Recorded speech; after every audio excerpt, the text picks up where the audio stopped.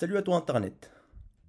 Avant d'être l'acronyme d'une émission, BTP, ça voulait quand même dire autre chose. Donc, comme tu l'as compris, aujourd'hui, je vais pas te demander de balancer ton poste, mais je vais te parler de bâtiments et de travaux publics.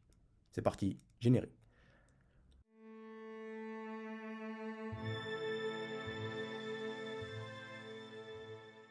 Bâtiment, travaux publics, génie civil. Il y a plein de mots différents pour désigner les actes de construction. Par contre, ils sont relativement différents. Donc, commençons par le commencement. Avant le 19e siècle, les ingénieurs sortaient principalement d'écoles militaires. On parlait donc de génie militaire. Le génie militaire englobait la création de ponts, de fortifications, de routes et de plein d'autres choses très utiles pour faire la bagarre. L'un des exemples les plus prenants est l'école polytechnique, qui de base s'appelait École centrale des travaux publics et militarisée. Puis, il y a eu la révolution industrielle. Et là, il y a eu pas mal de besoins de grands travaux dits civils. À ce moment-là, on s'est dit, hey, ça serait pas mal de faire la différence entre les travaux civils et militaires, non? De l'autre côté de la Manche, on n'a pas attendu le 19e siècle. En effet, dès 1771, un certain John Smeaton crée la Society of Civil Engineers pour la distinguer de l'ingénierie militaire. Cette association deviendra plus tard la légendaire Institution of Civil Engineers, l'une des plus puissantes organisations de génie civil. Ensuite, en 1829, en Europe, l'école centrale fait une petite révolution en créant les premiers ingénieurs civils. Dans le même temps, en suivant le modèle militaire, tu as plein d'écoles comme celle de Lausanne ou de Mons qui font des écoles d'ingénieurs civils dans le milieu des années 1800. A partir de là, le terme génie civil désigne les routes, les chemins de fer, les écoles, les bureaux, les hôpitaux, l'approvisionnement en eau, en électricité et bien plus encore. Ce sont des choses que nous considérons comme allant de soi, mais dont il serait très difficile de se passer aujourd'hui. Et c'est vers ce moment-là qu'on va commencer à scinder le génie civil en deux grandes entités, le bâtiment et le travaux publics. Et quand tu fusionnes les deux,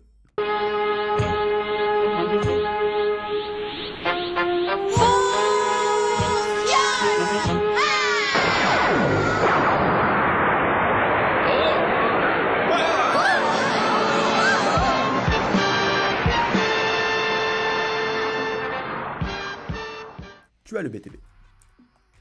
Quelle est la différence entre ces deux entités, vous allez me dire? Pour schématiser rapidement, le bâtiment concerne la construction d'édifices. Il comprend l'aménagement intérieur, la rénovation et la démolition. En général, les bâtiments sont des ouvrages en hauteur. Considère donc le bâtiment comme des ouvrages verticaux. Les travaux publics concernent la construction d'infrastructures ou d'ouvrages d'art comme des ponts, des barrages et des pistes d'aéroports.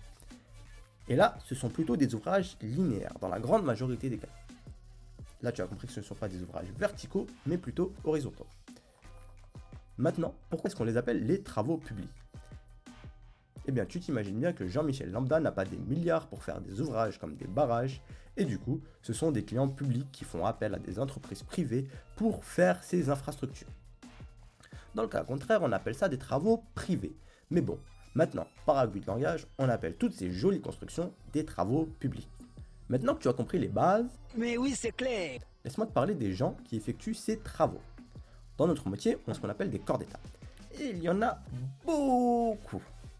60 métiers avec chacune de ses spécificités. Et comme on n'est pas trop débile dans le BTP, on a décidé de les regrouper en 6 grosses catégories que je vais te présenter tout de suite. L'objectif du clou couvert est de mettre ta maison hors d'eau et hors d'air. Tu as principalement dedans comme corps d'État le terrassement, les travaux de gros œuvres, la charpente, l'étanchéité, la couverture et les menuiseries extérieures. Ensuite, il y a les corps d'État secondaires, ou architecturaux au chaud. L'objectif du second œuvre est d'avoir une maison belle. Bah oui, vivre entre 4 murs gris, tu t'imagines que c'est un peu triste. Donc tu vas y retrouver tout ce qui est lié au carrelage, à la peinture, aux menuiseries intérieures et au faux plafond.